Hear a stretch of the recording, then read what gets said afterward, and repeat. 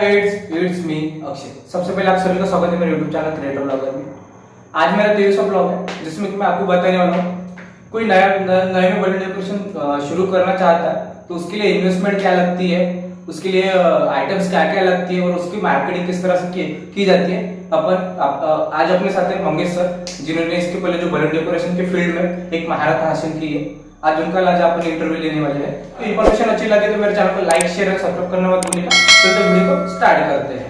नमस्कार दोस्तों, मैं हूं मंगेश डक। मेरा डेकोरेशन का नाम है महालक्ष्मी बलून डेकोरेशन।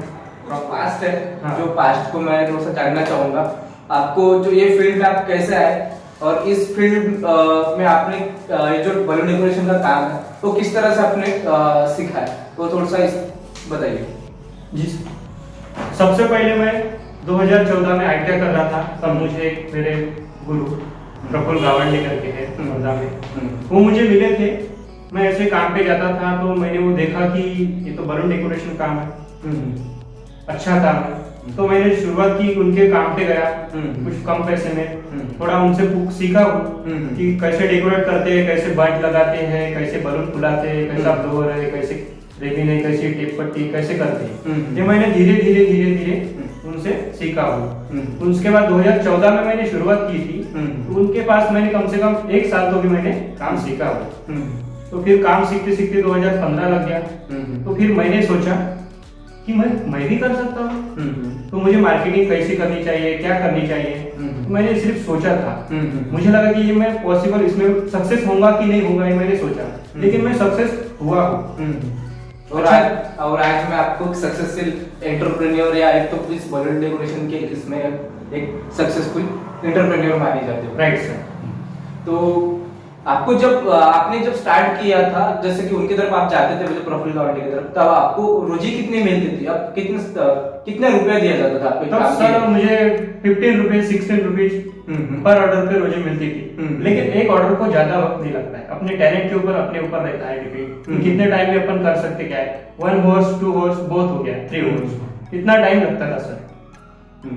तो अभी मुझे एक बात बताइए, जैसा अभी कोई नया में बलून डेकोरेशन स्टार्ट करना चाहता है तो उसके लिए उसको जो आइटम्स लगने वाली है, उसको क्या क्या आइटम्स लगने वाली है और उसकी जो इन्वेस्टमेंट, वो स्टार्टिंग में इन्वेस्टमेंट कितनी होने वाली है? हाँ, उसको जो कोई बंदा नया आइटम डेकोरेशन का काम चालू करने वाला है तो उसको सबसे पहले बलून फूलने वाला ब्लोअर लगेगा, उसके बाद टेप पट्टी, रेबिन, कैंची, इंस्ट्रूमेंट लगेंगे। पूरा टोटल मिला के हार्डली 5000 रुपए में उसका डेकोरेशन का बिजनेस स्टार्ट हो जाएगा। तो ये 5000 रुपए में उसका जो टोटली बलून डेकोरेशन का चालू हो जाएगा, शुरू हो जाएगा। ठीक है। तो आपने जब स्टार्ट किया था तो आपको ऐसा कुछ अपने जब वर्धा में जैसा पकड़ के चलते हैं कि बलून डेकोरेशन वाले कितने थे और उसके ऊपर आपने जो रेट है अपने वाले, जो किस तरह से कस्टमर से अपन रेट चार्ज करते हैं, तो उसके ऊपर आपने कुछ सर्वे वगैरह किया या आपने डायरेक्टली अपने हिसाब से रेट ये कर दिए थे? सबसे पहले जब वर्धा में डेकोरेशन वाले थे तो बहुत कम थे। मिनिमम 2015 में पकड़ लो, वर्धा में हार्डली 15-20 लोग हो गए तो हो गए। आज के डेट में देखेंगे तो 50 के ऊपर हो गए, 70-80 भी हो गए। अपन जानते भी नहीं, लेकिन तो बोलते मैं कि इतने साल से काम कर रहा हूँ, मैं इतने साल से काम कर रहा हूँ, ऐसे बोलते। तो फिर कितने में काम कर रहा था वो डेकोरेशन का, दूसरा बंदा कितने में कर रहा है और तीसरा बंदा कितने में कर रहा है, उसका अपने को सर्वे करना चाहिए कि वो बंदा 1500 में कर रहा हो, 1400 में कर रहा है और वो 1700 में कर रहा है। तो अपन ने नए में क्या शुरुआत करना चाहिए, तो अपन ने 1200-1300 हार्डली कम पैसे लेना चाहिए। तो उसके बाद अपन थोड़ा आगे बढ़ सके। उसके बाद बात आती है अपने को ऑर्डर मिलेंगे कैसे। तो अपने को ऑर्डर मिलने के लिए अपने को अपनी खुद की मार्केटिंग करना चाहिए। जैसे अपने फ्रेंड लोग है, अपने दोस्त लोग है, अपने फैमिली मेंबर्स है, जो भी अपने कांटेक्ट में रहते हैं, उनको अपन ने बताना चाहिए कि मैं ये काम करता हूँ, मुझे एक बार जान दो। आपको अच्छा लगे तो आप किसी को और को बताना और मुझे आगे बढ़ाना। तो इससे अपनी शुरुआत होती है। तो अपन ऑर्डर लेने के लिए उनका काम करते हैं, ऑर्डर लेते हैं, उनका काम करते हैं बर्थडे का। 500 रुपए में, 1000 रुपए में उनको अच्छा लगता है, वो 10 लोगों को बताते हैं, 10 लोग अपने पास एक तो आएगा, 10 में से एक तो भी आएगा, तो उसमें से अपनी मार्केटिंग बढ़ती है। इस थ्रू अपने डेकोरेशन की शुरुआत होती है। तो और मुझे बताइए कि मार्केटिंग में और अपन क्या क्या सामने में, जैसे कि अपने को देखिए कि अपन ज्यादा से ज्यादा ऑर्डर किस तरह से आए, क्योंकि अपन एक बिजनेस इसलिए चालू करते हैं कि अपनी तरफ ज्यादा से ज्यादा ऑर्डर किस तरह से आए। तो इसलिए आप और मुझे मार्केटिंग के बारे में जो है थोड़ा सा डीपली बताइए। जैसे कि आपने एक पॉइंट बता ही दिया है कि आप फ्रेंड्स लोगों में आप बताइए, ठीक है, वो ठीक है, पर उसके बाद भी और मार्केटिंग हम फ्रेंड्स लोग ज्यादा नहीं होते हैं, ठीक है, तो इसलिए अपने जो मार्केटिंग है तो वो अपन वहां तक पहुंच नहीं सकते। तो इसके लिए और दूसरा ऑप्शन क्या है कि अपन मार्केटिंग से और ज्यादा अपन ऑर्डर ये कर सकते हैं, गेन कर सकते हैं। इसके लिए और कोई मार्केटिंग स्ट्रेटेजी जैसा पहले ऑनलाइन कुछ भी नहीं था, धीरे धीरे शुरुआत होगी। जैसे अभी अपने को अपने बढ़ाना, डेकोरेशन बढ़ाना है, तो उसके लिए ऑनलाइन अपने को जैसे जजदार निकला है गूगल पे, गूगल निकला है, वैसे उस टाइप में अपने को उसमें ऐड करना चाहिए अपने डेकोरेशन का नाम। जैसे मेरा है महालक्ष्मी बलून डेकोरेशन, तुम्हारा है ब्यूटी प्लानर। तो ऐसे उससे क्या होता है, लोगों तक पहुंचता है कि आजकल लोग उतना टाइम है, आजकल लोग सब मोबाइल में देखते हैं। तो अपन व्हाट्सएप पे डालते हैं, फेसबुक पे डालते हैं, ट्विटर पे डालते हैं, मेल पे डालते हैं, जैसे जयटाल पे डालते हैं, गूगल पे डालते हैं, उसके थ्रू अपना बिजनेस बढ़ता है। लोग देखते हैं, अपन उनको इंटीमेशन देते हैं कि मेरा ये लिंक है, आप ओपन करके देखो और उससे हमको एक चांस दो। तो उसके मार्गदर्शन से अपना डेकोरेशन का काम बढ़ता है। इस तरह अपना मार्केटिंग होता है। जैसे कि उसके अलावा भी अपने जो लॉन होते हैं, हॉल होते हैं, वहाँ पे जैसे अपन जाते हैं, बीछायत वाले होते हैं, उनको अपन बोलते हैं कि हमारा ये काम है, उस थ्रू से हमको एक ऑर्डर दो।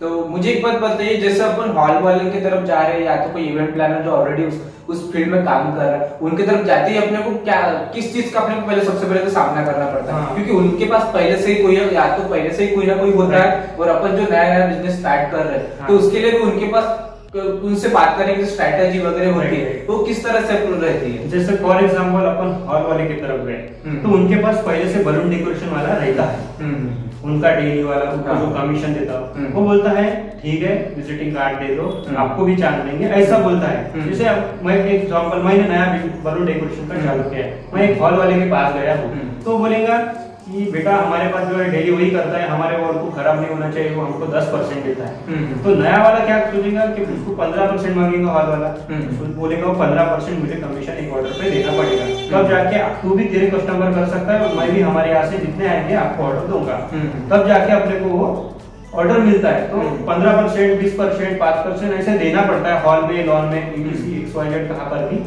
तभी अपना डेकोरेशन शुरुआत होती है और आगे बढ़ता है, बड़ा हो जाता है। इस पोजीशन से ये डेकोरेशन का काम भी रहता है।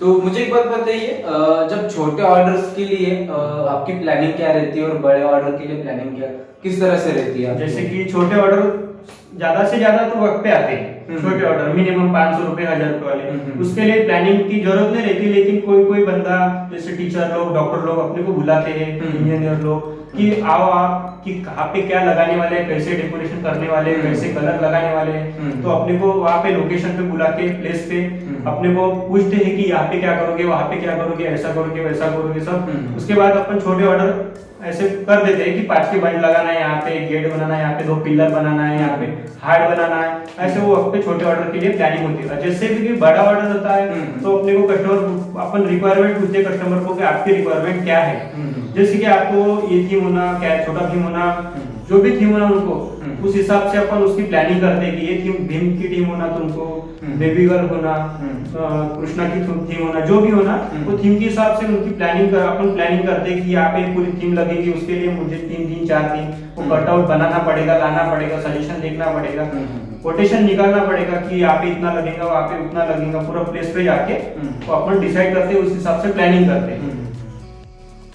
तो मुझे एक बात बताइए, जैसे अपन ऑर्डर एक 500 रुपए से, आपने एक नॉर्मल बजट बताया मुझे कि 500 रुपए से, तो यहाँ तक आखिर तक का ऑर्डर आप कितने तक कर सकते हो? जैसे बड़े ऑर्डर आप कितने से ज्यादा कितने पैसे तक कर सकते हो?